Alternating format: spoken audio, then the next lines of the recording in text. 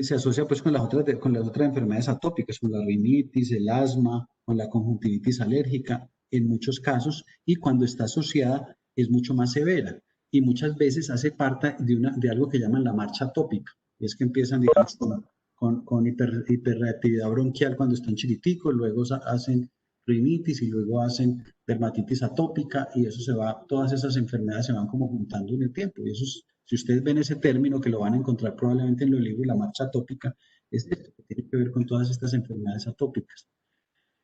Es mucho más común en el primer año de vida, pero podemos tener, yo tengo por ejemplo adultos, o sea, posadolescentes, adolescentes que empiezan dermatitis atópica ya en etapas adultas, pues que ya es una cosa un poquito más compleja. En la evolución uno espera que esto se quite en el tiempo. Entonces uno que le dice a los papás que la dermatitis atópica les va a durar más o menos entre el 50% se curan entre los 7 y los 8 años y de esos más o menos el 90% se curan en la adolescencia. O sea que siempre van a quedar por ahí un 10% de pacientes que van a seguir presentando esto toda la vida.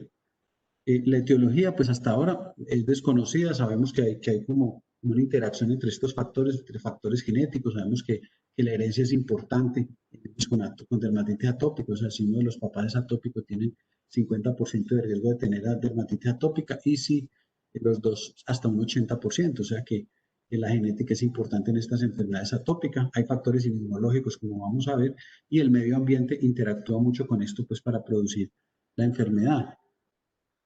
Bueno, no voy a detenerme aquí pues en cuestiones de estas de inmunidad, ¿sí? Bueno, pero sí hay unas cosas que son importantes, ¿cierto? ¿Por qué pensamos que es una enfermedad inmunológica? Pues porque hay un aumento de susceptibilidad a infecciones bacterianas y micóticas y virales, ¿sí? Entonces, estos niños que tienen atopia más fácilmente les dan herpes, verrugas, infecciones bacterianas como impéticos, infecciones por estafilococo, estreptococo, se le pegan más fácil los hongos, todo esto, ¿cierto? O sea, tienen un sistema inmune deficiente para defenderse de las agresiones infecciosas externas, pero sin embargo reacciona con hipersensibilidad ante estímulos externos de otro tipo, ¿cierto? Como los cambios de temperatura, como el contacto con ciertas fibras de ropa, como la presencia de ácaros en el ambiente, bueno, alguna vez con alimentos también pueden reaccionar, presentando pues inflamación en la piel, ¿cierto? Entonces eso nos habla de que hay como un sistema inmune loquito que no funciona bien. Puede haber elevación de la inmunoglobulina E hasta en un 80% de los casos, ¿sí? 80% de los casos. Eso quiere decir que no todos, no todos se aumenta la inmunoglobulina E. Entonces no podemos dar como un criterio de diagnóstico, por ejemplo, hacer inmunoglobulina E.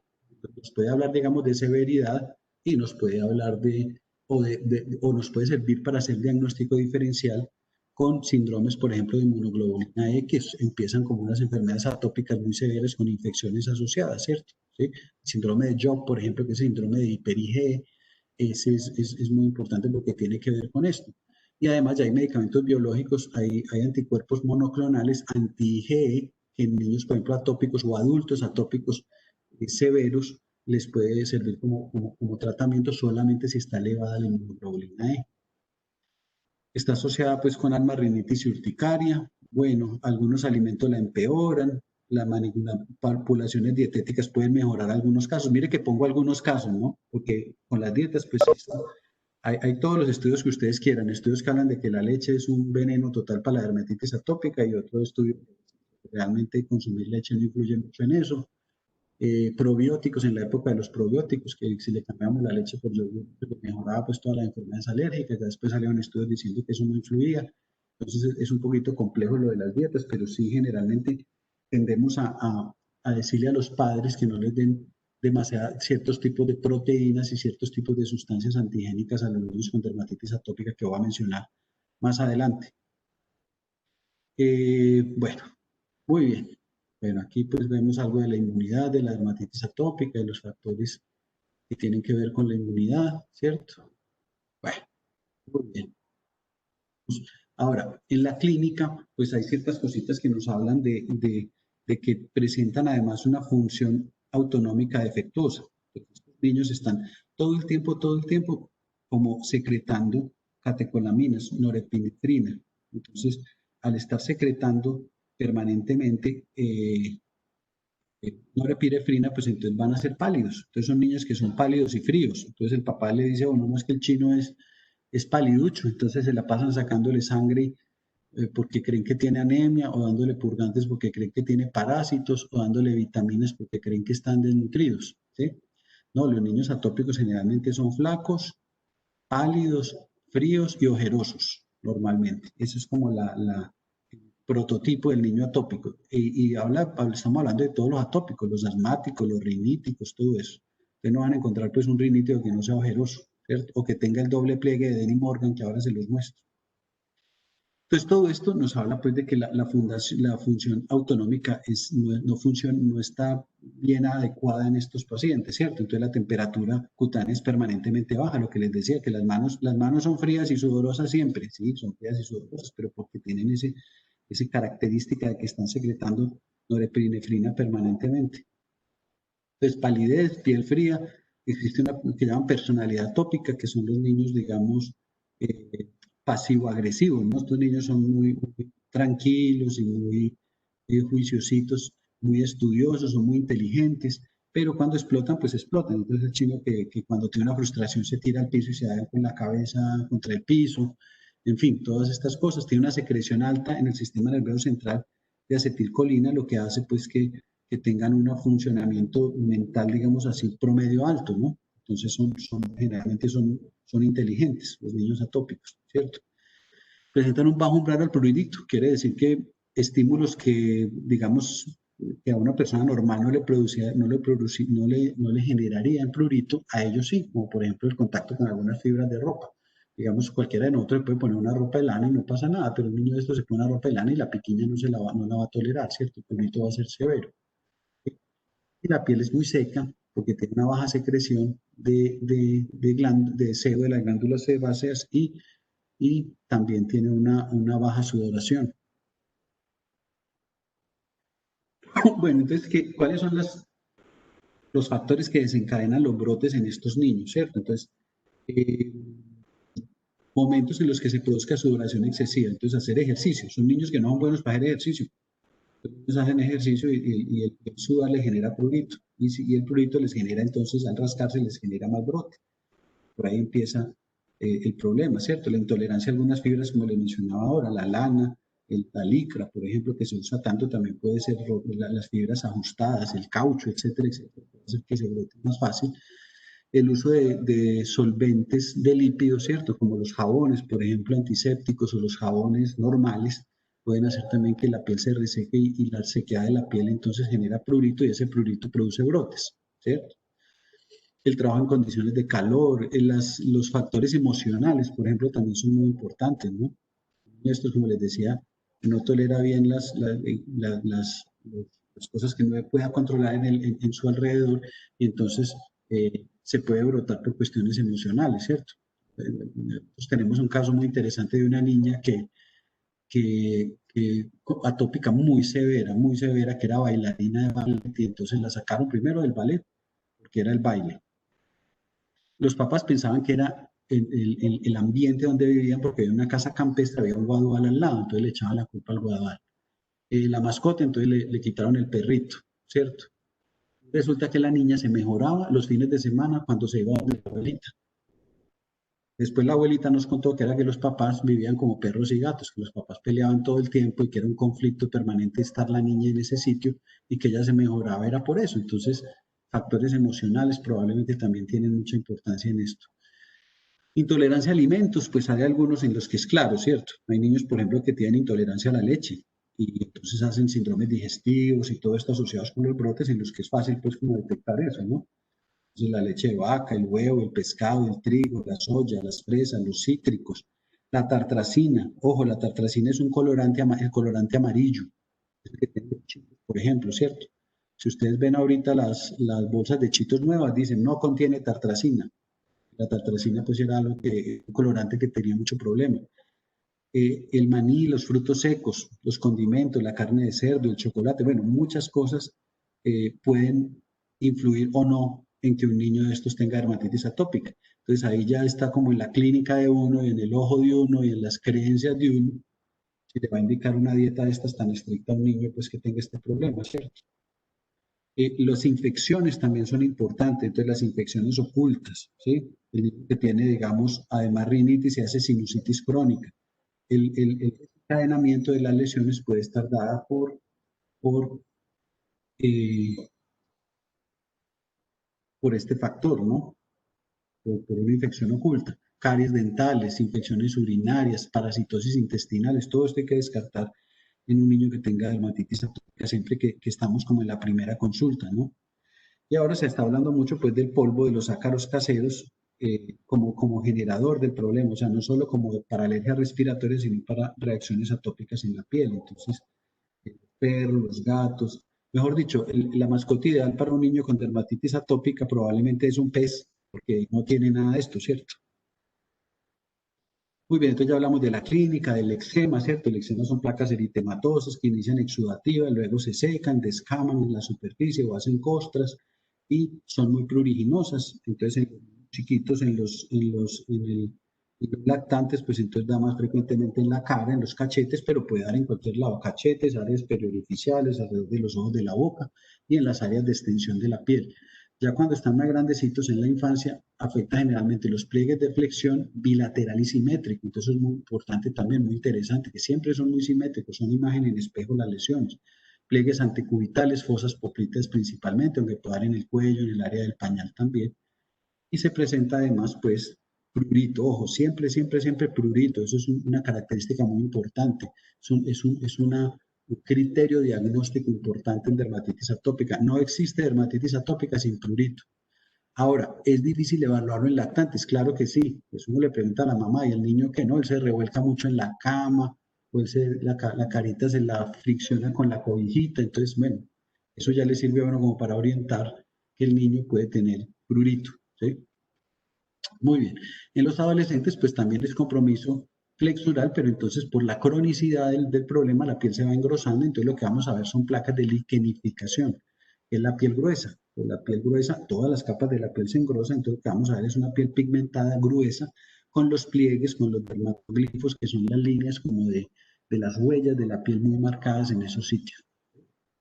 Existen lo que llaman estigmas atópicos, formas frustras o manifestaciones atípicas de la dermatitis atópica que también las mencionaron ahora, que son todas esas que están acá. Muy bien.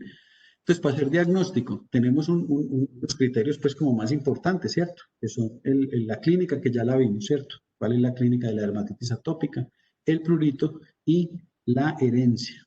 Entonces, la herencia de tener esta tendencia a ser enfermedades atópicas, pues es como otro criterio importante. Y lo que hablamos ahorita, entonces, hay otras cosas, la cerosis, por ejemplo, que es la resequedad de la piel. Todos los atópicos tienen resequedad en la piel, eso pues es una característica y es algo que hay que tratar. O sea, de las cosas que se tratan, una es la inflamación, que es el brote, y la otra es la cerosis. Y la otra es la sobreinfección bacteriana. Entonces, son las cosas que hay que tener cuidado. Ahorita que hablaba de la sobreinfección bacteriana, uno de los factores más importantes desencadenantes de las crisis agudas de dermatitis atópica es el estafilococo aureus. Y estos niños están colonizados casi permanentemente por estafilococo aureus, así no se vea, ¿sí? Así ustedes no vean infección, no vean pústulas, no huela infección el niño, están colonizados por ellos. Entonces el estafilococo tiene unas toxinas y esas toxinas del estafilococo actúan como antígenos, como superantígenos que desencadenan reacciones pues, muy severas con dermatitis atópica. Entonces eso hay que tenerlo en cuenta para el manejo, sobre todo un niño con una dermatitis atópica muy severa, que no se mejore fácil pues con medidas generales y con corticoides, probablemente tiene estafilococo y hay que darle antibiótico también, por ejemplo, ¿cierto? Entonces, las manos las palmas de las manos también son arrugaditas, son muy arrugaditas, entonces tienen hiperlinearidad palmar, queratosis pilar, que es como la piel de gallina. No sé si alguno de ustedes sufre de eso, porque eso es muy común. Eso puede ser hereditario genético o puede ser también de, eh, de los atópicos, todos los asmáticos, los rhínicos y todos esos que sufren queratosis folicular. Si se tocan aquí la cara posterior del brazo, pues es áspera, ¿cierto? Tiene una cantidad de pequeñas papulitas queratósicas en ese sitio.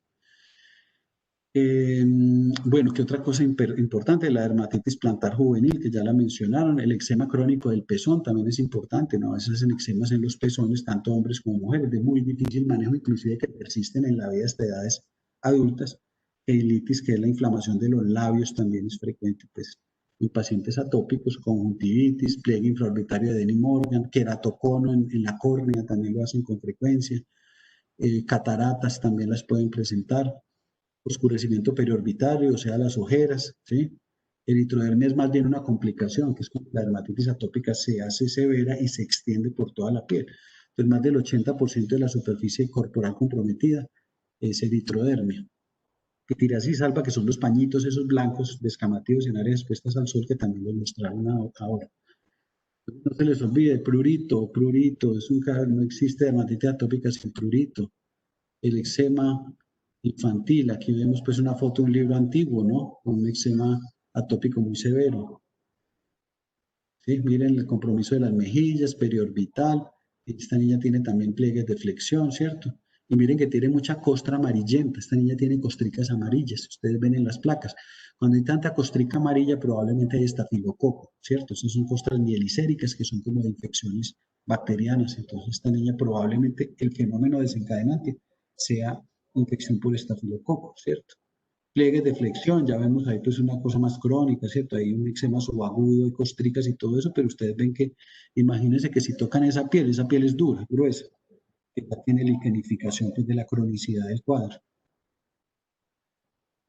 Placas de eczema, esta es la queratosis folicular o la queratosis pilar, ¿cierto? Mire que hay unas pequeñas papulitas como queratósicas, blanquecinas, múltiples, entonces la cara posterior de un brazo de una niña atópica, ¿sí? Y miren los párpados de esta bebé, que son ojerosas, ¿sí? Y si alcanzan a ver, miren bien sobre todo el párpado derecho de la niña, que se alcanzan a ver unas rayitas, unos plieguecitos debajo del ojo, esos son los pliegues de Denny-Morgan de los niños atópicos. Muy bien. La dermatosis plantar juvenil, que es esta eh, problemilla que se presenta en ellos, que es la resequedad con fisuración y descamación de la planta de los pies, sobre todo de distal y sobre todo de los dedos gruesos artejos, es donde más se presenta. Se habla de que puede ser también una dermatitis de contacto, o sea, el uso de zapatos cerrados, de caucho o de cuero que puede producir esto, es factible, ¿no? Inclusive las medias de colores oscuros, los tintes y eso también puede desencadenar de pronto este fenómeno en los pies de estos niños. La pitiriasis alba, ¿cierto? Que son esas plaquitas hipocrómicas descamativas en las pieles de áreas expuestas. Ojo, no es producido por hongos, ¿no? Aquí eso siempre viene los niños con pitiriasis alba tratados como con antihongos mucho tiempo, pues porque son hongos, ¿no? Realmente, miren que esto es esas plaquitas y casi siempre el antecedente de que se asolearon o que fueron a la piscina y siempre son en áreas expuestas, en la cara, en los brazos principalmente, a veces en las piernas donde se presenta esto y se ven mucho más fácil en niños trigueños. O sea, entre más oscuro sea el colorcito de uno, pues más fácil se le ven esas placas hipocrómicas llamativas, ¿sí? Pitiriasis alba. Eczema crónico del pezón, que ya les mencioné. Esta es la reacción pues a picadura de insectos. Miren esa ronchita, ¿no? Que tiene una roncha, pero en la mitad tiene una vesiculita. Esa pápula vesícula es clásica pues de las reacciones alérgicas que sufren los atópicos a la picadura de insectos. El motivo de consulta es, vea, es que lo pico un mosco y se llena de granos por todas partes. O mire cómo tiene las piernas, le decía uno el papá, y las piernas son llenas de estas lesiones, o de costras, porque eso es muy pruriginoso y se rascan mucho, eso entonces hacen costras y se sobreinfectan, entonces viven con impétigo o con lesiones impetiginizadas, que es que estas lesiones se infectan por bacterias, especialmente estafilococo. ¿Sí? Muy bien, bueno, diagnóstico diferencial, pues de todo lo que le produzca brote a un niño hay que hacer diagnóstico diferencial, o sea que no es tan, el diagnóstico diferencial puede ser muy amplio, pero el diagnóstico clínico en general es muy fácil de la dermatitis atópica, ¿cierto? Ahora, ¿necesitamos algún estudio de laboratorio? No se necesitan estudios de laboratorio para el diagnóstico de la dermatitis atópica. Ojo, por si les pregunto eso en un examen, ¿no? ¿Cuál es la prueba diagnóstica para dermatitis atópica? Ninguna, ¿no? Ninguna. Hemograma, bueno, el hemograma con el conteo sinófilo le sirve a uno de pronto para orientar si tiene algún tipo de infección, por ejemplo, bacteriana que no estamos viendo, por ejemplo, ¿cierto? La inmunoglobulina E antiestafilocóxica, esa puede ser una cosa interesante, pues por sí, pero tampoco es un criterio de diagnóstico como les decía ahora, ¿no? Las tinciones para hongos, por ejemplo, si sospechamos que hay hongos, pues es bueno hacer un KOH o un test de sangre para virus, para herpes, ¿cierto? Si estamos sospechando herpes, cultivos, pero más para ver las complicaciones que son las sobreinfecciones, biopsia de piel cuando tenemos problemas con las placas y no sabemos si eso puede ser una psoriasis, por ejemplo, o una histiocytosis o otra cosa, pues es mejor tomar una biopsia de piel. Y pruebas de alergia, que las pruebas de alergia realmente tienen el problema que es muy difícil evaluarlas en niños atópicos, porque ellos van a reaccionar ante casi cualquier estímulo externo con brotes en la piel, entonces es muy difícil interpretar una prueba de alergia, complicado en un niño de estos. Muy bien, pues prevención, ya hablamos de algunas cosas, de lo más importante, entonces habitar en climas templados, aunque nuestro, por ejemplo, nuestro clima es muy bueno porque es templado, pero tiene un problema, y es que la humedad ambiental es muy alta, entonces aquí las alergias son peores, en el Quindío, por ejemplo, ¿no? Entonces no se les olvide el baño corto con agua al clima, que no sea fría, yo le puse el método de los 3 minutos, o sea, 3 minutos para bañar al chino, con agüita, echarle jaboncito suave o jabón de bebé o Sindet, que son las limpiadoras que no tienen jabón, en los pliegues, ¿sí? En las áreas pues, donde hay sudor y eso, bañarlos, jugarlos, 3 minutos para bañarlo y 3 minutos para secarlo, echarle crema hidratante y vestirlo. O sea, tiene que ser muy rápido, no usar jabones astringentes ni antisépticos, para nada. Manejar la ropa, ¿cierto? Ropa suave de algodón o franela. Algunos dicen que debe ser ropa blanca de algodón. Bueno, crema humectante siempre, siempre, siempre crema humectante. Acuérdense que un factor importante del empeoramiento y de la generación de los brotes es la cerosis de la piel. Entonces, usar cremas emolientes es importante. La dieta la puse interrogada por lo que les mencionaba ahora, ¿no? Y el manejo psicológico de ellos y de los papás, porque es que estos chinos se echan uña todo el día, entonces el papá es el que más sufre pues con este problema. Muy bien. Entonces, ¿qué tratamos? El prurito, el eczema, la resequedad de la piel y las infecciones sobreagregadas. ¿Sí? Listo, perfecto. Entonces hay que hablar con los papás. La primera consulta es larga. Tiene que detectar de pronto qué factores están desencadenando el problema y tiene que hablar con los papás pues, sobre eso. Eh, el uso antihistamínico, realmente se usan más antihistamínicos sedantes, pues porque mire que hablamos de que por ahí la histamina no es un factor importante en la génesis de las placas, entonces no va a servir mucho para el prurito, pero sí de pronto los va a poner a dormir bien y en algún grado pues puede servir para el prurito, que eso también es importante.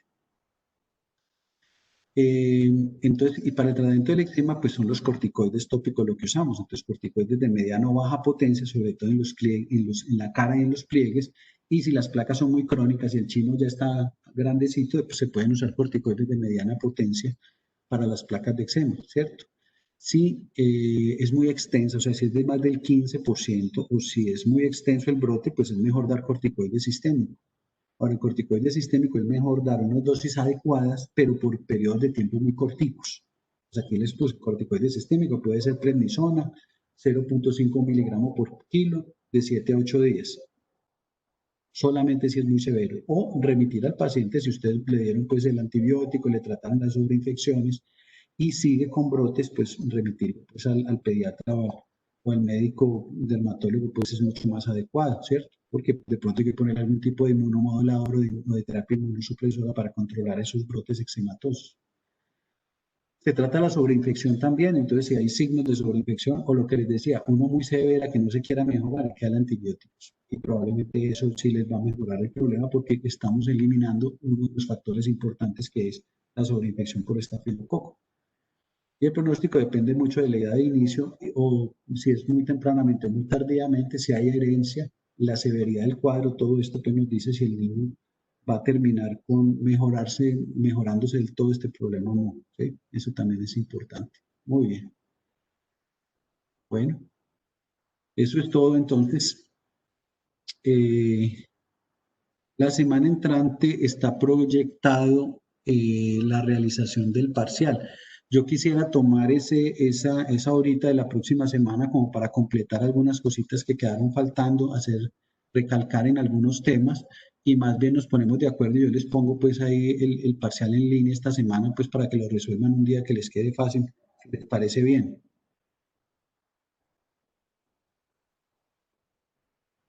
Doctor, a mí me parece bien. Sí, doctor, a mí me parece bien. Señor. Si quieren Sí, echamos señor. como una repasadita, hablamos un poquito más, les muestro unas fotitos más de estos temas y terminamos algunas cositas que no les hablé de la parte de introducción, ¿sí? Y yo les pongo, y después nos ponemos de acuerdo, ustedes van pensando qué día, pues, a qué hora les pongo el parcial para que lo resuelvan. Es una cosa fácil de 10 preguntas, pues para hacerlo en 20 minutos. Entonces, ustedes me dicen, listo. Listo, doctor, muchas gracias. Bueno, nos vemos la próxima semana. Hoy nos vemos en consulta, los que tengan consulta conmigo ahora en media horita. Hasta Listo. luego. Listo, doctora, ya nos vemos. Sí, señor. Hasta luego, doctor. Doctor. Gracias.